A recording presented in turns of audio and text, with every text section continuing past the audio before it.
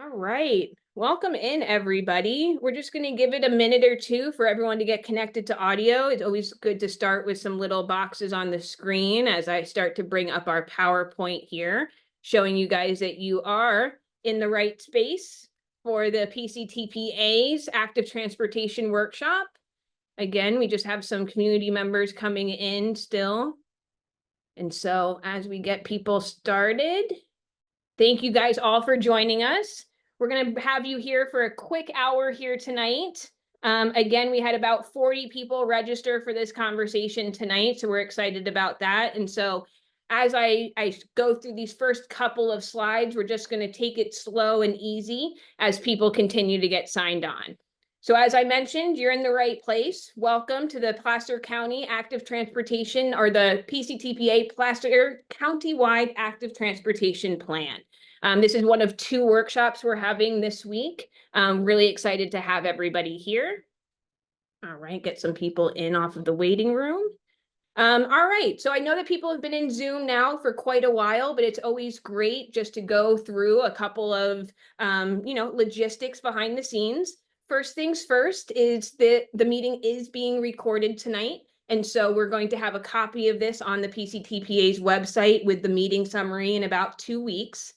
We have everybody muted upon entry. That's to remain just background noise off so we can get through our presentation. We'll have plenty of time for polling, question and answers, and the chat box has been opened already. So if you have any questions for us, again, we'll have plenty of time in the presentation where we'll be pausing for questions and answers. And so feel free to open up the chat box and let us know any questions. So again, let me just go through our brief agenda. I'm going through a quick welcome. We're going to have a welcome poll here in just a moment. I'm going to invite PCTPA in to give us a little background and overview of the project. Then we have our project partners here at Kittleson that are going to come in and talk a little bit about our existing conditions, our network development draft principles, some of the user types for the ATP. And then we're going to open it up, have an interactive activity. We're going to bring up a map. We're going to ask you guys about some of the destinations that you guys want to walk, bike, and roll to around Placer County. We're going to ask about some of your concerns and some of the improvements that can be made getting to some of those destinations. And so again, we're excited to get through this agenda on this quick hour here today. And let me just introduce some of the players that you might be hearing from. First off, my name's Katie DeMayo. I'm with AIM Consulting. I'm helping out with the public engagement side. For Placer County Transportation Planning Agency, we have Senior Transportation Planner Corey Peterson. And with Kittleson and Associates, we have Associate Planner Matt Broughton. And so with that, if we were in an in-person meeting, you might see a sign-in sheet and we'd ask you where you're coming from. So with this being a countywide plan, I'm going to ask Felix to launch our first poll, and it should launch right here up on the screen. And we'd love to hear from you guys. So good. People are still coming into the meeting. And so where are you guys coming from? Are you from Auburn, Colfax, Lincoln, Loomis, Rockland, Roseville? Do you come from some of the unincorporated Placer County areas? If so, select it, identify it in the chat, or did we miss you? Are you coming from outside the area? Would love to know about it.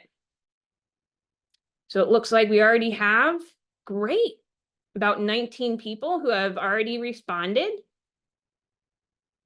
And so very early on, it's looking like we have about 37% from Auburn here tonight. That's fantastic. A good coalition of people coming in from Roseville and Rockland at about 20 and 15%. We have some people coming in on the chat from Meadow Vista, from Newcastle, from Penryn. Again, it's so great to see everybody here. So we can end this poll, share the results for everybody so they can see it real quick. And again, so great to see so many people from Auburn here tonight. All right, so we're going to stop sharing that, and I'm going to turn and we're going to launch our second poll. That's right. So the next poll is going to have 2 questions on it. And we just want to know, how would you describe the level of walking in your community? And how would you describe the level of biking in your community? Is it very active? And so Felix, you can bring up those polls now. So for the first question, how would you describe the level of walking in your community? Very active? Do you see a large number of participants outside? Is it somewhat active? Sometimes you see some people. Maybe it's neutral. Maybe a few participants, but they're loyal and committed to that ride or walk, or very few participants. And same for the second question. What level of biking do you see in your community? Great. Looks like we already have about almost 20% that has given it. Thanks for the quick responses here today. All right, Felix, I think we can end and share that poll. And so it looks like from the level of walking in your community, about somewhat active or very active. So that's great to see that you see a lot of people walking in your community. When it comes to biking your community, about 44% see it somewhat active, and about 31% only see a few participants that are loyal and committed. This is some great data, and thank you all for sharing. All right, and so with that, let's turn the presentation over to Corey with PCTPA. Awesome. Thank you, Katie. As Katie said, my name is Corey Peterson. I'm a senior transportation planner with PCTPA. I'm just going to kick off the presentation, give us a little bit of background about who we are, what an ATP is, and then I'm going to turn it over to Matt. He's going to talk more about kind of the process by which we're creating this active transportation plan. But first, for those who aren't familiar with PCTPA, we are the regional transportation planning agency for Placer County outside of the Tahoe Basin. So our board of directors is made up of council members from each of the 6 incorporated cities and towns, as well as Placer County Board of Supervisors. So we help plan, fund, and deliver roadway, transit, bus, rail, active transportation projects all across Placer County. So we work very closely with our local partners to help deliver transportation projects for the residents of Placer County. Next slide. So kind of getting into what an ATP is. So essentially what we at PCTPA envision this plan to be is a countywide vision for walking, biking, and rolling throughout Placer County. And really we want to use this as a way to sit down as a community and figure out what direction it is we want to go for active transportation in Placer County, what improvements need to be made, kind of looking at the existing conditions, and then developing a prioritized list of projects, programs, policies that can be implemented by the local agencies. And really the ultimate goal is to bring in more funding. It's to get projects done. And so we hope that this plan will help us to set the foundation for going after grants and really helping to fund more projects and implement them across the county. Next slide. So when we talk about an active transportation plan, what kind of, I guess, facilities, that's kind of, I guess, a technical term, but what sort of things are we talking about? We're talking about sidewalks, bike routes, bike lanes. I'm sure many of you have seen a lot of these as you drive around or even walk and bike around your communities. Shared use paths, which are the paths that are off street, they're separated from traffic, but also looking at new things that we don't have as much of as in Placer County, such as buffered bike lanes and separated bike lanes as well. Next slide. So this is the first time that we as a county have done this countywide effort to look at active transportation kind of at a regional level.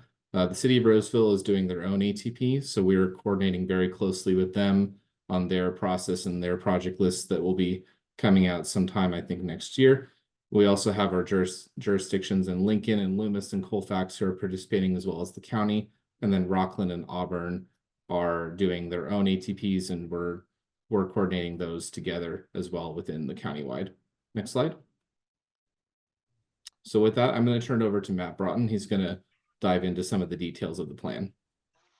Yeah, thanks, Corey. So just want to start off, just what is the process that we'll go through, and the purpose of the ATP really consists of four steps along the way. And we're at the very first one here today to get input from you of what Placer County is like walking and biking and rolling today. And so that consists of us doing a lot of existing conditions work, this community engagement that we're doing right now to understand where you want to go and what the issues are that you're encountering, and really that initial assessment of how the system is currently performing for walking, biking, and rolling. From there, we'll move into identifying what the overall vision for the network is going to be and how we talk about at that regional level that we're at, that countywide network of what facilities are most important for the region, but then also getting down into those local networks of how do you get around within your community and within your neighborhood to get to those destinations and those essential needs that you might have throughout the community and throughout the region. From that stage, we'll then move into kind of the second half of the project, which is what will the recommended improvements, the walking and biking improvements that we make, what will that look like? And that'll be the stage where we'll come back to you with a draft network of what we think the improvements should be for the community. We know that we don't know your community as well as you do. And so that's the important step that we want to come back and verify that what we heard in that first stage and what we understand from what the data is telling us is matching up with what you understand in your community and your lived experience of it. And from there, move that into developing those projects, evaluating them, and really getting to that final stage that Corey emphasized of how do we get this built, of helping to prioritize the improvements that are going to have the greatest impact, developing implementation plan for that, and fact sheets that are going to help support grant applications, and then helping to identify what are the most likely opportunities for us to get that grant funding. And then as you can see there at the bottom, just really reinforce that we'll be coming back throughout the plan to you, to your city council, to the board of supervisors to really get that input along the way and make sure that this plan is serving you, who are going to be the people that are actually benefiting and using it on a daily basis going forward. Next slide. So where we're at right now is really in the midst of our existing conditions. And again, your feedback is a key and critical component of that existing conditions. From the analysis and data side of things, we look at what are the existing facilities out there for people walking and biking. Where do we think people want to go based on destinations and land use? What are the places that they're trying to access? How does the roadway network help serve that? Or in some cases, how can the roadway network or certain facilities be barriers to accessing those destinations? Looking at travel patterns to understand where's the greatest opportunity for us to take what might be existing short driving trips that are occurring, that what is the greatest opportunity for us to invest in walking and biking infrastructure to maybe convert some of those trips into trips that you might take biking or walking in the future. We also look at how we can connect to transit routes to help serve transit ridership of facilitating that walk to and from the bus stop or the light rail station, as well as what are some of the social needs that we might want to be serving of health disparities or other inequities within the community. And how can we address one of the first and foremost things that we want to address is make sure that we're helping to prevent future crashes involving people walking or biking throughout the community. From the destination side, this is really a key element and a key question for you all tonight and going forward as part of our engagement is where do you want to go walking and biking? And so just wanted to spend a little minute here emphasizing what we think about when we think about community destinations that are going to be best served walking and biking. And they kind of fall into 4 different buckets of those essential needs of the shopping center, the grocery store, the health facility that you may go to on a daily basis, the schools that your children may go to, major institutions, government buildings, colleges, major hospitals, and then the social and civic needs. So where do you go for fun, for activities? And that can take a variety of forms. We've listed out 6 there, but there are a number of different opportunities. And we want to really understand where you want to be walking or biking. And that's a key critical component of this plan is our goal is to help facilitate those connections so that you can take that next trip walking, biking, or rolling. And then finally, from the development of the plan, I think a key driver for this plan is to develop something that's comfortable for all ages and abilities, whether that's children biking to school or a senior trying to get across the street to the park in their community. We want to make sure that we're thinking about the range of different user types for this plan. We know that not every facility is going to be used by every facility or every user is going to use every facility, but we want to think about who are the likely users for those locations and help plan a network that facilitates as broad a number of people being able to use those facilities. And we measure that in a variety of ways, looking at number of lanes that you need to cross, the speed or the volume of traffic, the presence of shade or traffic calming, and the degree to which you're separated from vehicles. But that's just a key element that will be coming back when we develop that network, that we want to be thinking about those elements to help facilitate a network that is going to be used by as broad a population within the county as possible. And so again, just to emphasize, we're very early in our project. This is the key first step, is hearing from you. We are wrapping up our existing conditions, and we'll be excited to share that out. And this is kind of a final piece of our engagement effort here. From there, we then go into that analysis component over the rest of the summer and into the early fall. And we'll be coming back out towards the end of the year with that network, that draft network that we'll develop, to really get that input again from you all of what did we get wrong in the network. We think we're going to put a great network together, but we know that we're going to miss things, and we want to hear that from you in the subsequent stages. And then from there, we'll come back into that prioritization of projects and come back to share the draft plan with you as we look to wrap up in the late spring, early summer next year.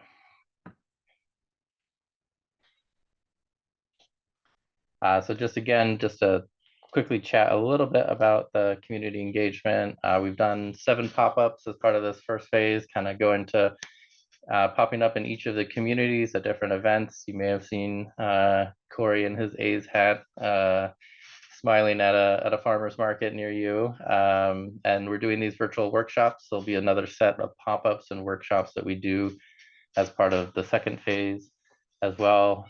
We also have a stakeholder advisory group made up of a number of different community-based organizations and partners for this project to help inform and make sure that we're getting diverse perspectives within the plan. And Katie and her team are also going to be doing some CBO and tribal outreach to talk with some of the key partners of those hard to reach voices. In addition to that, we are also running currently an online survey and web map, which we'll tell you about a little bit later. But those will continue to be tools that we use throughout the life of this plan. And so we hope that you continue to look out for those opportunities as we move forward into the plan. And with that, I'll hand it back over to Kate. Well, I will just say thank you so much to Corey and Matt for the great presentation. Really great stuff. This entire workshop is set up as a fact-finding mission, right? We really want to open it up now and really hear from you all. And so the next basically half hour, we're going to be asking you all some questions, bringing up some maps. But we really, before we get there, just want to take any general question and answers. Is there any questions about the project's purpose, about our schedule, about our intention, about why PCTPA is doing this? I don't see anything burning in the chat, but again, I always want to pause before we start to move forward. Kelly did put a great comment into the chat that I'll just start with first. She thinks it's important for us to consider posted speed versus actual speed and how the infrastructure can help achieve that posted speed. It's a great comment. And it looks like,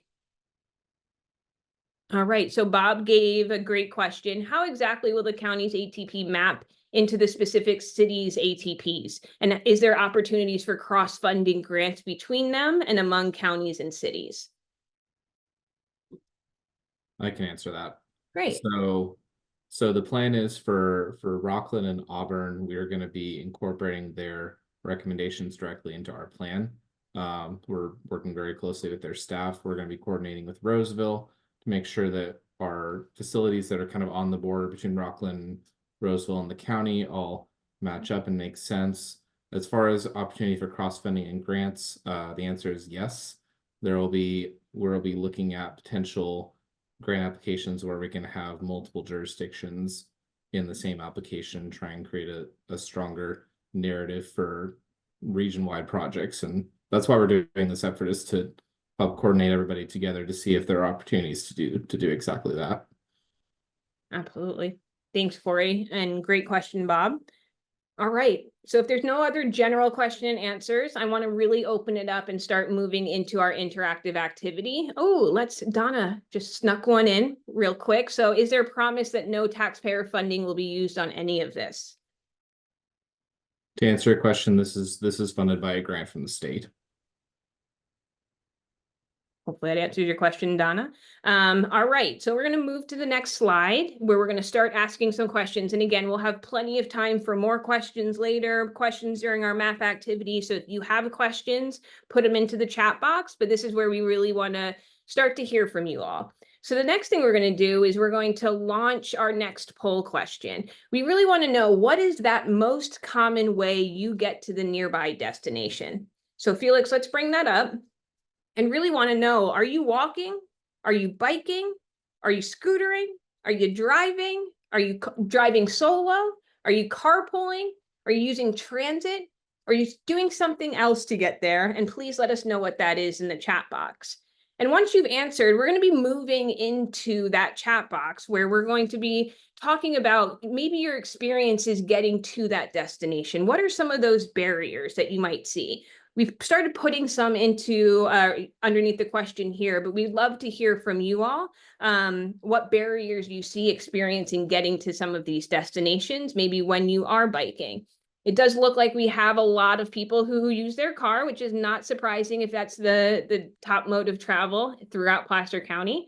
But we're going to start to talk a little bit now on, close the polling down.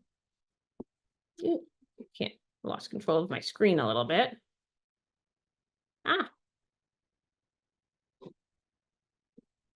Chat box.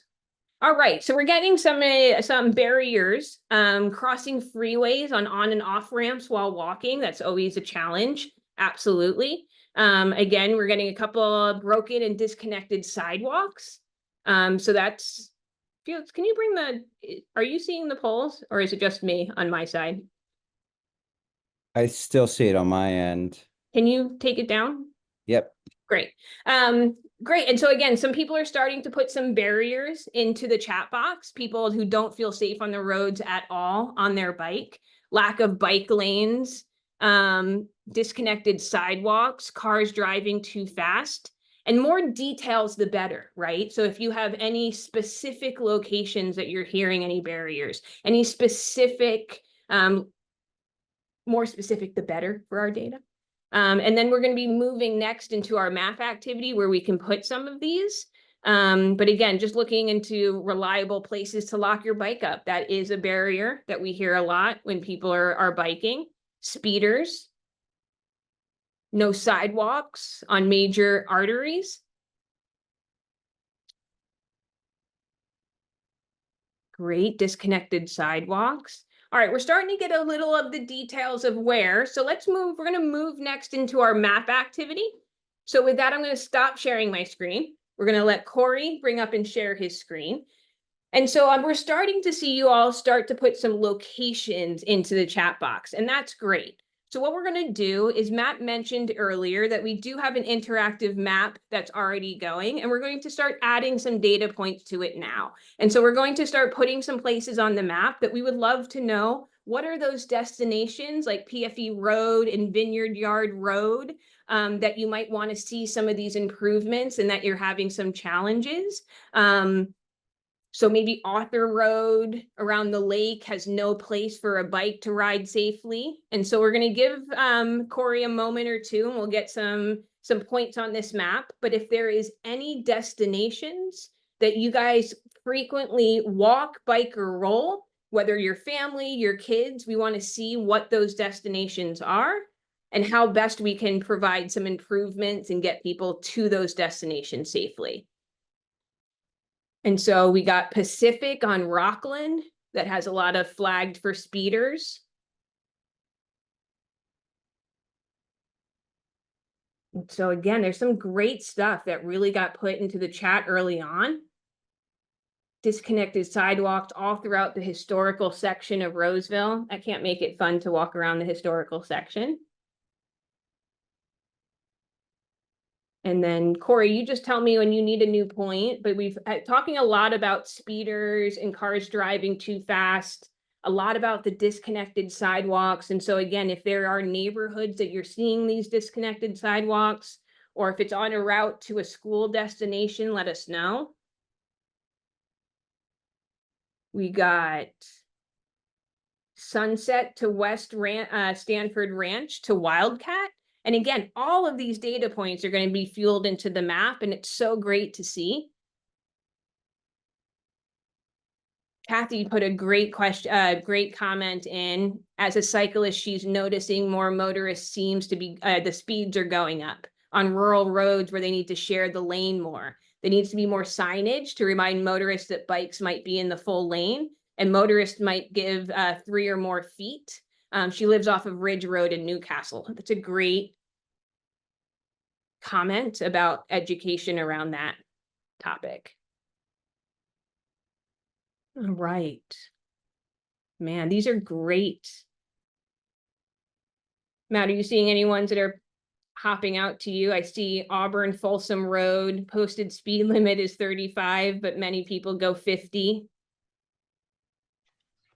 Yeah, no, I love seeing the lack of bike parking being something for us to be thinking about. I see a few different comments in there to help understand that. And then I did see a question. We will be trying to connect regional trails, shared use path networks. So that will be something that we are looking at, is how can we create that overall regional network so that you can walk or bike continuously. Absolutely. A lot of great data points. Douglas needs to add buffer barriers east of Sierra College. Sunset to West Stanford Ranch. Ooh, a lot of Placer County buildings on Nevada Street in Auburn, especially from downtown to Old Town Auburn. Great location. Aaron, that frontage road connection, the Ophir to downtown Auburn, nobody likes riding on an interstate, so that's definitely Noted. Douglas Boulevard between Riverside and Harding. Absolutely.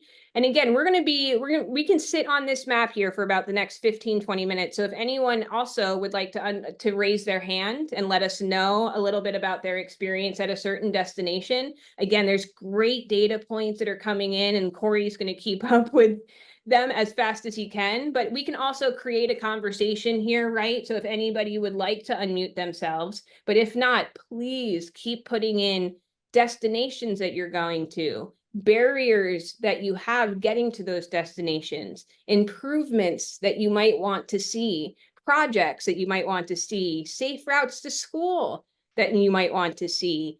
Many of you are talking about sidewalks and connectivity to other trails and paths and shared use paths. How can we make it a little bit easier for those who don't want to use their car to get around the county? And how can we connect them to some of these major destinations that they need to go?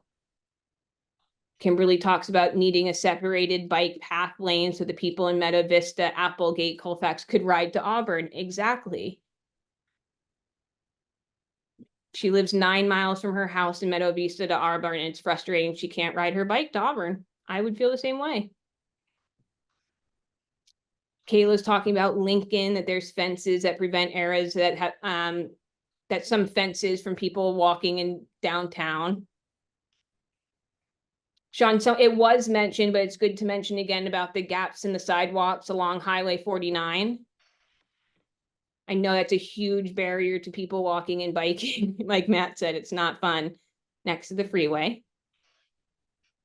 And I see a number of other comments around speeds, biking along there, and that there has been some sidewalk improvements, I think, in Auburn on 49, but still looking for more. So it's helpful for us to know. Absolutely. Safer at-grade railroad crossings for pedestrians and bikes. Lincoln Boulevard crossing doesn't have sidewalks. It's a massive gap. I know we hear a lot from the Sierra College students, and especially Sierra College from Highway 193 to Douglas, that they need a safe bike lane. These are great improvements and ideas.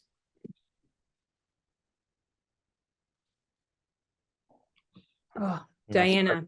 wants to see some collaboration with El Dorado County, a longstanding issue of the bike connectivity from county to county. Absolutely. Kathy, absolutely. Educational signage. If there's more details, I know you're out there a lot. So if you see any signage that's really helpful for you all on the bikes and in the club, please let us know. There can never be too much education and signage out on the road for our bikers and walkers. I see Kimberly talking about separated bike lanes, parking protected separated bike lanes in there of the design from the Netherlands. So yeah, that'll be something that we're looking at for certain roadway facilities of how can we, again, with that comfort that I was talking about earlier, increase that separation so that walking and biking, or specifically in this case, biking is more comfortable for more people so that we can encourage those trips. I just want to pause and say how great Corey's doing, putting all these points on a map and mapping out all of these destinations. Kayla talked about she would like to see more raised crosswalks. Absolutely. We hear that a lot from people that would make them feel safe walking and rolling around town. Taylor Road, another good Auburn access. Absolutely. When road work or construction's done to accommodate, and when it's accommodating cars, it should also accommodate the bikes and pedestrians. Absolutely. Keeping pedestrians and bikes safe during construction services are huge. Raised crossings around all the schools. Absolutely. Gary, good to hear the feedback about the Antelope Bike Trail. It's well maintained and appropriate for walkers and bikers. Again, if there is any places that you guys enjoy walking and biking on, please let us know those too. Always good to know where we can connect people to, where they enjoy going to around town. I'd love to know, I saw Kayla, you mentioned some fences that are preventing you from accessing certain areas in Lincoln. It would be great to get a little detail. If you want to talk about that, we'd definitely welcome you unmuting to share a little bit about that or share any details in the chat if that's more comfortable. Yeah. Lots of connectivity from Auburn to shopping. Oh, a rail to trail would be great.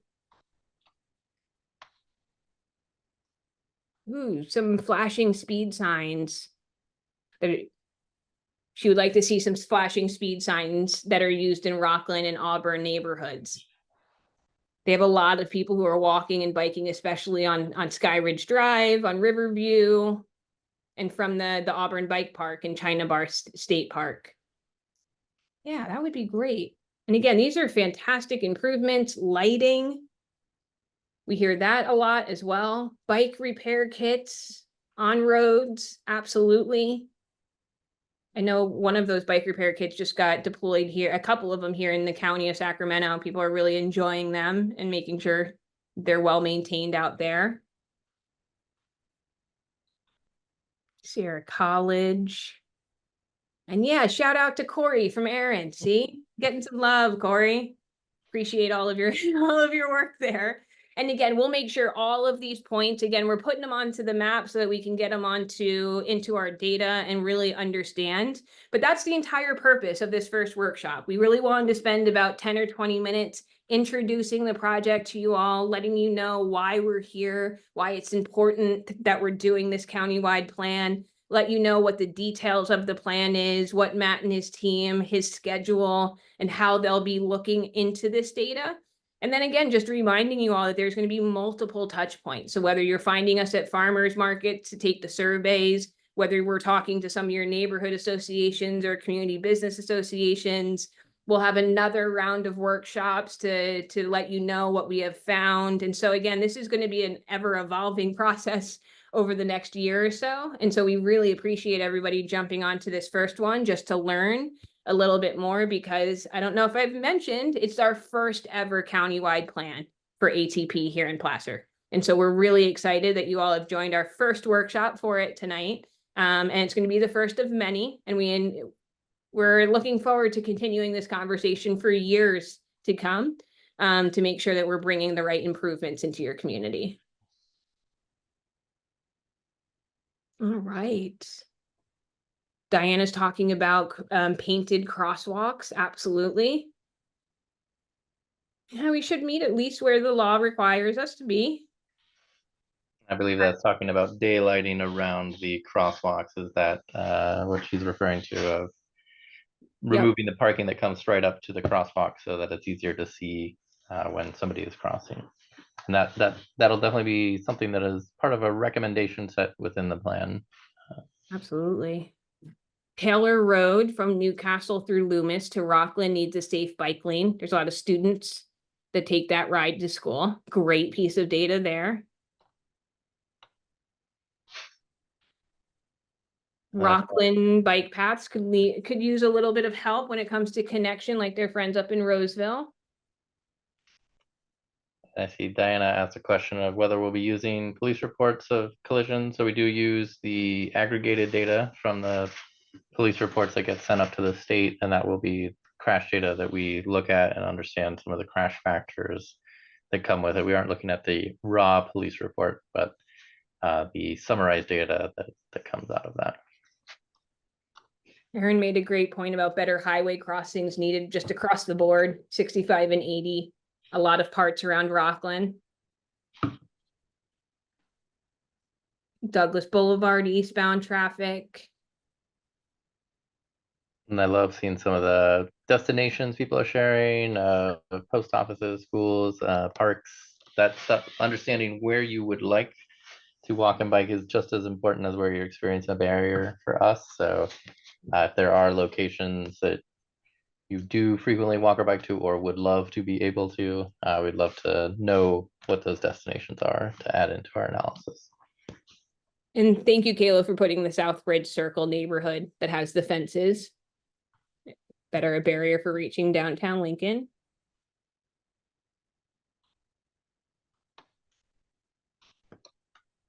Wider bike lanes. Yeah, when it's too narrow and scary, it's still not going to make the user feel safe, or a kid feel safe taking it. Or having them come to an abrupt end, that could be helpful too. These are great. I see Aaron talking about design standards as a stick effect. So there will be a design toolkit as part of this. This won't create new standards for each of the local jurisdictions, but it will provide recommendations on what best practice design is for different facility types. I know Joan mentioned benches. It's a little bit outside of our scope, but definitely a great thing to kind of provide when people are out there in the transportation space. Southbridge neighborhood. Ooh, someone wants to walk to the post offices. That would be good. Love those destinations.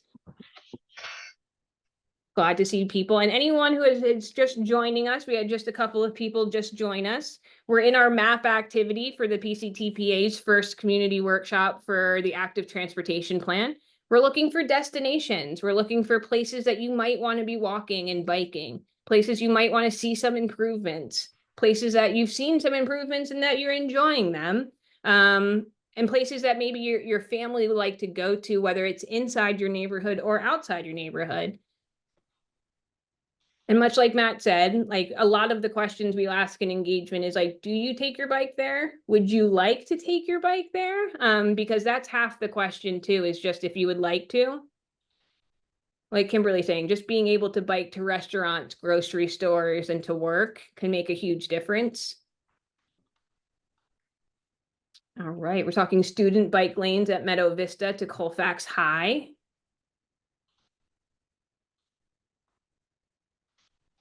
Eric, good for you for commuting by bike from Rockland to Lincoln High School for work. Way to show those kids that. It would be great to have a bike path that connects the two communities past William Jessup. Absolutely.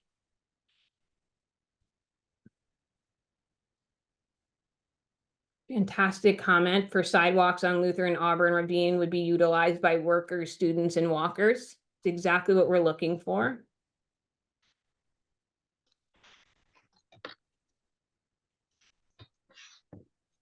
Yeah, Aaron, great comment about Downtonians that are historic with their very limited space.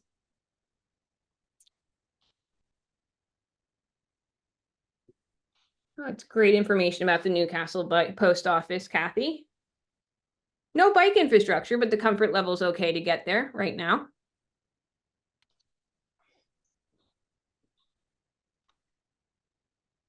Muriel says there's no safe way to bike from Folsom Lake at Granite Bay from anywhere.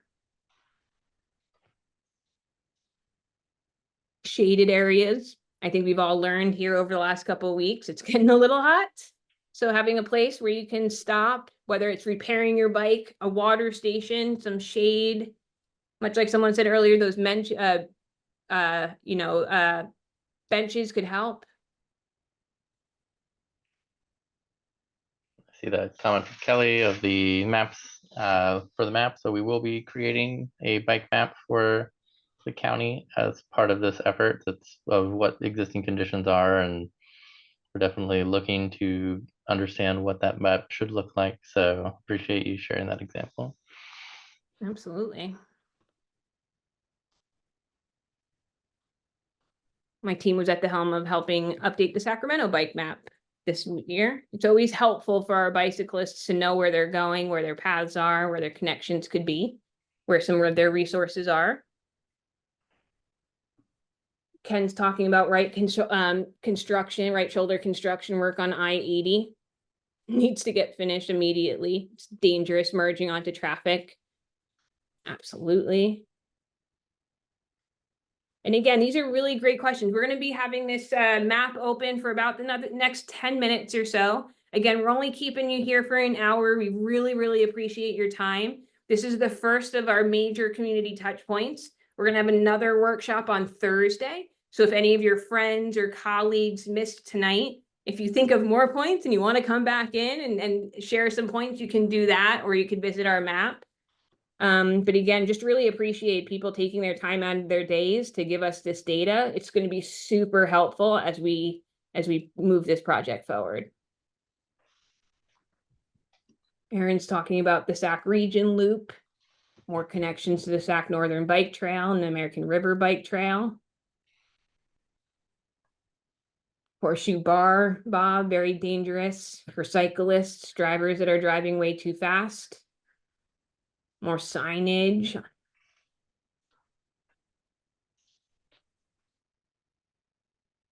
Kathy, it's a great comment. So the county recently identified those 13 sites for affordable housing in the county. Each one of those sites should have some transit and/or bike ped infrastructure. Fantastic comment. Great comment from Kayla about some actual data from the Horseshoe Bar Road about the elementary school traffic in there. I see a few comments related to the railroad track crossings. Definitely, we've heard that through our stakeholder group as well as an important issue that we need to address throughout the county. I love this comment from Kimberly. She's seeing more people biking around Meadow Vista. She thinks people want to do it, but they just don't really feel safe, and they want the separated bike and wider lanes. So yeah, we've heard that when we did our awareness for this workshop, there was a lot of chatter of people who want to bike. They just don't feel safe right now. And so that's why this project's so important.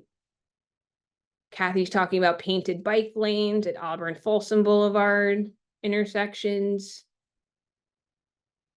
Offering funding to local bike shops to help with flats or repairs. Let's reduce some parking in downtown Auburn, open up more walking areas, spaces for outdoor seating. Biking and walking will bring people into their businesses. Separated bike path on Bell Road from I-80. Corey might be putting points on this map until midnight tonight, but that's okay. This is fantastic. This is such great data. Ferrari Ranch Road could use a trail on the east end. Just so everybody knows, if I don't quite get to all the comments, they will still make it on the map. So never fear. We will get it all in there. Thanks for your patience, everyone. No, this is great. Again, sometimes you do map activities and you get 2 or 3 points. So I can't even keep up with the chat. There's so many in here. So this is great. Kimberly's talking even a bike lane on Dry Creek Road on Highway 49 out to I-80 would be great. Talking in Lincoln, if they improve the bike parking. Downtown might be a little bit more active. Ken's talking about Douglas Ranch. It needs more policing. We hear that a lot about I mean, again, enforcement could help.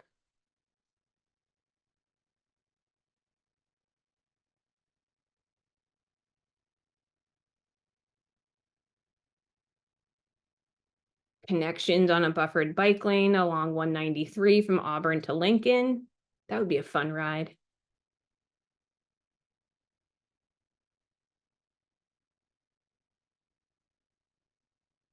What about posted speed limits for battery-powered bikes on trails? It's definitely a conversation that's starting to happen for sure. Human scale wayfinding to help people actually find the improvements once they're made. Absolutely. I think that's a critical next step as the network gets built out, is really helping direct folks to the right. What is the most convenient way to use that post-stress network? I appreciate that. And Kimberly had a great comment, and she's just kind of confirming what James said about the buffered bike lanes, and there's still a level of uncomfortability about using them. And they just don't like using, don't always feel the safest. Talking High Street, College Way in Auburn, high school kids walking, trying to cross the road, lots of kids walking at the same time. Maybe a flashing light beacon or a raised flashing beacon, RFB. We got Lincoln Way from downtown Auburn.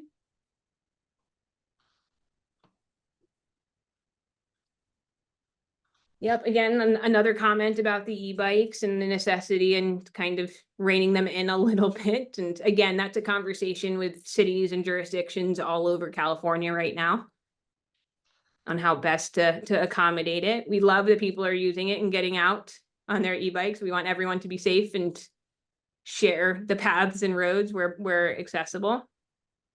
Forest Hill Road, popular recreation route, but has no buffers and very high speeds. Rockland Road from Pacific Street to Sierra College. We do a lot of outreach with our Sierra College friends, and we hear a lot from the students that would love to get into downtown Rockland and love to getting over there sometimes is a little scary.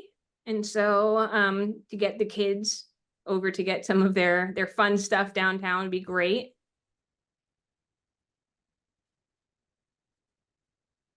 And I made it to the end, the general comment, utilizing the natural creeks throughout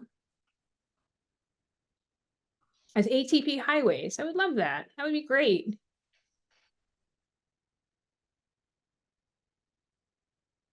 Oh, the free right-hand turns. Yeah, I know a lot of cities that are starting to eliminate those free right-hand turns just for practicality standpoints of, you know, how do you put a crosswalk in a free right-hand turn if no one's stopping? How is it safe to cross?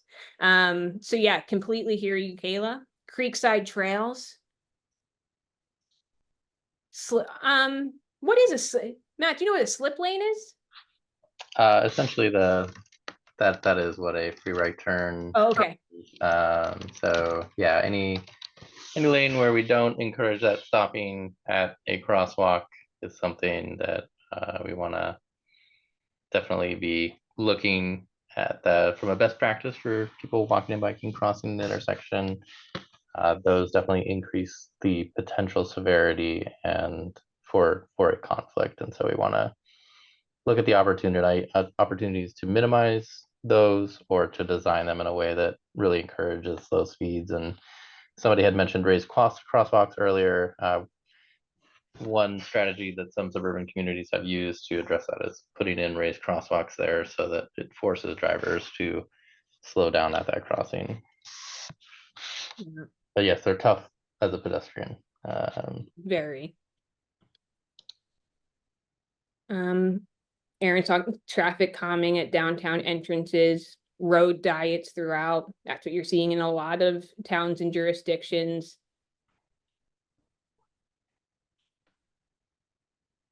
Oh, here's a great question. With several roundabouts going in around the Auburn area, is there plans for incorporating separated bike lanes around the roundabouts? Yeah, so most roundabouts are designed where they will have a ramp up, and the sidewalk will be widened out to create a shared use path for the actual circulating area of the roundabout. And so it's not a separated bike lane, but it is creating those a wide separated path. So you would cross in the crosswalk as a bicyclist, in that case, right through the crosswalk. And that's the most typical way that people are accommodated biking and walking through roundabouts. Right. And again, we have about 5 more minutes on this map activity before we bring up our last slide, tell you where to find the survey, the maps, and some next steps. And I just again want to say thank you. As somebody who runs public engagement, there's not always a time when you have this chatty of a chat box, and I love it. This is fantastic. This is giving us really great, really just great data for us to go off of, especially on this first workshop.